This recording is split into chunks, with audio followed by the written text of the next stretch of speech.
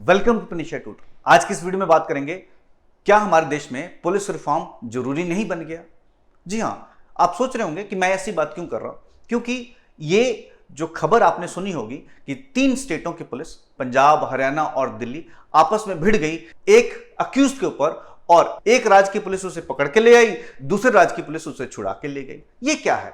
इस पूरे ड्रामा में आपको लग रहा होगा कि एक दूसरे को नीचा दिखाने के लिए जो पुलिस है अपने पॉलिटिकल बॉसेस के कहने पर काम तो कर रही थी, और उनके पॉलिटिकल बॉस बड़े खुश तो हुए होंगे, लेकिन इसमें फेल क्या हुआ?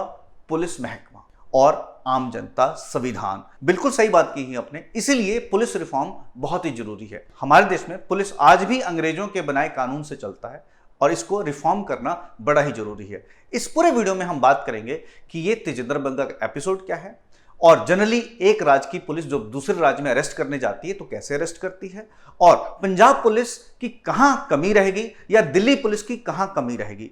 तीसरी हम बात करेंगे कि हमारे देश में जो पुलिस रिफॉर्म है उस पर क्या स्टेटस है। आगे बढ़ने से पहले अगर आप हमारे चैनल पर न्यू हैं तो प्लीज सब्सक्राइब कर लें। यह सारा मामला पुलिस रिफॉर्म पर अगेन आया जब पंजाब पुलिस एक बीजेपी कार्यकर्ता तेजिंदर बग्गा को दिल्ली से अरेस्ट करने गई। तेजिंदर बग्गा बीजेपी के एक युवा नेता हैं और अपने हरकतों से जाने जाते हैं। इन्होंने पंजाब के इलेक्शन के दौरान अरविंद केजरीवाल के खिलाफ ऐसी अभद्र टिप्पणियां कर दी, ऐसे ट्वीट कर दिए, जिसके कुछ लोगों ने उनके खिलाफ मोहाली में केस दर्ज कर दिया, और मोहाली पुलिस इन्हें 5 सम्मन जारी कर चुकी थी। इन्होंने किसी भी सम्मन का जवाब नहीं दिया। फाइनली पंजाब पुलिस 6 मई को सुबह 8:15 बजे दिल्ली पहुंच जाती है और उन्हें 8:51 पर गिरफ्तार करके पंजाब के लिए रवाना हो जाती है। और अराउंड 11 बजे तेजिंदर पाल बग्गा के फादर जनकपुरी थाने में एक केस दर्ज कराते हैं कि पंजाब पुलिस उनके बेटे को किडनैप करके ले गई। दिल्ली पुलिस फटाफट एफआईआर दर्ज करती है और हरियाणा पुलिस को अलर्ट कर देती है। हरियाणा पुलिस तुरंत एक्टिव हो जाती है और पंजाब पुलिस को लोकेट करने लग जाती है। फाइनली 12 बजे के करीब हरियाणा पुलिस पिपली के पास कुरुक्षेत्र में पंजाब पुलिस को रोक लेती है, और 2:50 के करीब हरियाणा पुलिस तेजिंदर पाल बग्गा को दिल्ली पुलिस के हवाले कर देती है। इमीडिएटली पंजाब पुलिस हाईकोर्ट चली जाती है और हाईकोर्ट में अर्जी दाखिल कर देती है कि पंजाब पुलिस के काम में दिल्ली पुलिस इंटरफेयर कर रही है, मगर Delhi Haryana high court immediately relief देने से मना कर देता है और नेक्स्ट डे इसकी सुनवाई होती है। अब ये सारा मामला आपको बड़ा पेचीदा सा लग रहा होगा, लेकिन इसमें अपने पावर को दिखाना, एक दूसरे को नीचा दिखाना, पॉलिटिकल बॉसेस के अंडर काम करना, ये सब नजर आता है। हर कोई इसमें जीतता नजर आता है। जो पकड़ के लेके जा रहा है वो भी जीत रहा है और जो छुड़वाता है वो भी जीत रहा है, लेकिन इसमें हार होती है पूरे पुलिस महकमे की, पुलिस सिस्टम की। जी हां, पुलिस हार जाती है, लेकिन इनके पॉलिटिकल बॉस जीत जाते हैं। क्यों? क्योंकि अपनी मनमानी के लिए किसी भी तरह से पुलिस का इस्तेमाल कर लेते हैं। आप इस पूरे सिस्टम को देखो, आप पूरे प्रकरण को देखो, तो आपको समझ में आ जाएगा कि किसकी गलती है। मगर उससे पहले हम समझते हैं, जब एक राज्य की पुलिस दूसरे स्टेट में गिरफ्तारी करने जाती है तो क्या प्रोसीजर होता है। आईपीसी और सीआरपीसी में लिखा है, जब एक राज्य की पुलिस किसी को अरेस्ट दूसरे स्टेट में जाती है तो पहला तरीका है कि वो वारंट ले ले।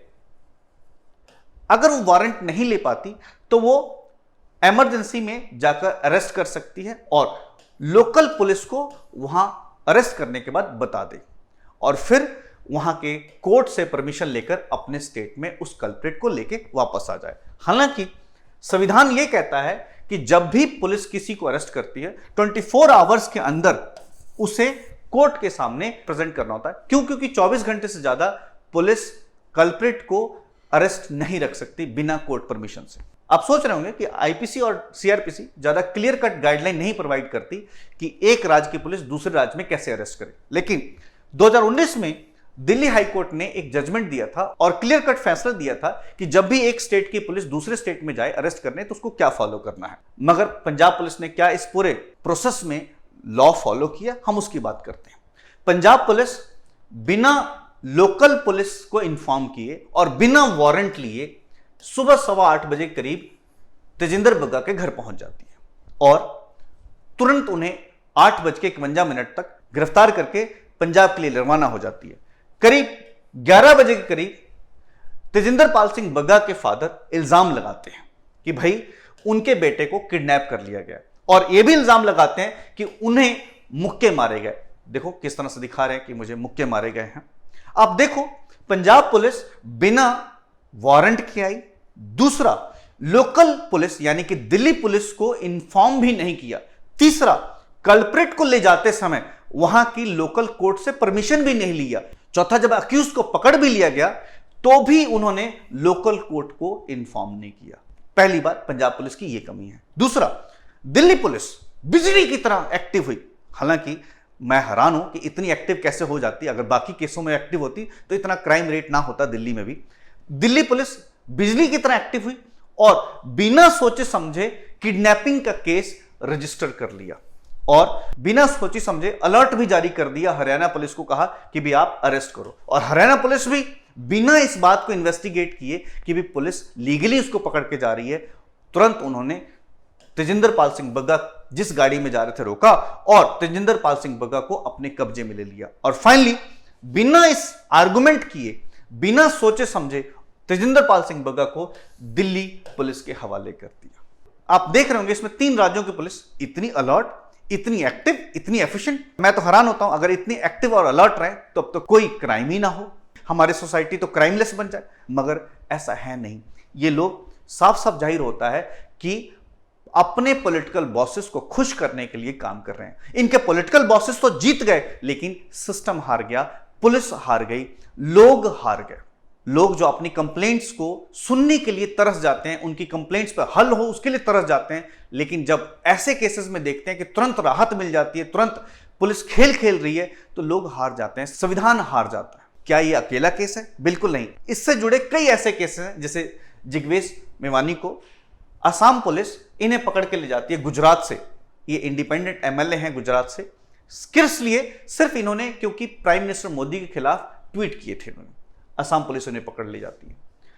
आपने देखा होगा असम और मिजोरम, ये दोनों पुलिस एक दूसरे पे गोलियां चला देते हैं। किस वजह से जी? तो कुछ टेरिटरी है डिस्प्यूट की वजह से। उस तरह से हजारों लाखों ऐसे इंसिडेंट होते हैं जहां पर पुलिस एक्सेसिव करप्शन करती हुई नजर आती है, पुलिस एक्सेसिव पावर यूज करती हुई, फॉल्स एफआईआर दर्ज करते हुए, पुलिस ह्यूमन राइट वॉयलेशन करते हुए। लेकिन इतनी एफिशिएंसी इन केसेस में नहीं नजर नहीं आती जिस तरह से यहां नजर आई है। पुलिस रिफॉर्म इसलिए बहुत जरूरी बन जाता है। पुलिस को उनके पॉलिटिकल बॉसेस के चुंगल से निकालना बहुत जरूरी बन जाता है। पुलिस क्योंकि स्टेट सब्जेक्ट है, इसीलिए सेंट्रल गवर्नमेंट डायरेक्टली इसमें इंटरफेयर नहीं कर सकती। रिसेंटली नरेंद्र मोदी ने भी कहा था कि पुलिस के कार्यशैली को इंप्रूव करना जरूरी है। पुलिस आज भी अंग्रेजों के बनाए कानून के हिसाब से चल रही है, इसे मॉडर्न के हिसाब से ढलना होगा। 1996 में प्रकाश सिंह डीजीपी थे फॉर्मर यूपी और असम के। इन्होंने एक सुप्रीम कोर्ट में पीआईएल दाखिल किया और उस पीआईएल पर 2006 में सुप्रीम कोर्ट ने जजमेंट दी पुलिस रिफॉर्म पर। आप हैरान होंगे, आज भी इस पर रिफॉर्म नहीं हुआ। इवन सुप्रीम कोर्ट के रिक्वेस्ट, सुप्रीम कोर्ट के ऑर्डर के बाद भी पुलिस रिफॉर्म नहीं हो पाया। आप सोच रहे होंगे ऐसी क्या वजह है? ऐसी वजह यह है कि पॉलिटिकल जो बॉसेस हैं वो अपने जो मंसूबे हैं उन्हें फिर कैसा पूरे करेंगे, वो एक दूसरे को नीचा कैसे दिखाएंगे और अपने लिए उगाही कैसे करेंगे, अपने लिए करप्शन कैसे करवाएंगे और अपनी मनमर्जी कैसे करवाएंगे। इसीलिए पुलिस रिफॉर्म होना बहुत जरूरी है। मुझे उम्मीद है कि सुप्रीम कोर्ट इस प्रकरण के बाद भी सुओ मोटो लेगा और पुलिस रिफॉर्म को अच्छे से लागू करेगा। आपका क्या मानना है पुलिस रिफॉर्म पर? आप क्या सोचते हैं पुलिस रिफॉर्म पर और इस तेजिंदर बग्गा के एपिसोड पर? प्लीज कमेंट सेक्शन में कमेंट कर दें, और अगर आपको ये वीडियो पसंद आए तो लाइक करें, शेयर करें। नेक्स्ट किसी इंफॉर्मेटिव मैटर पर मिलेंगे। Till then, thank you.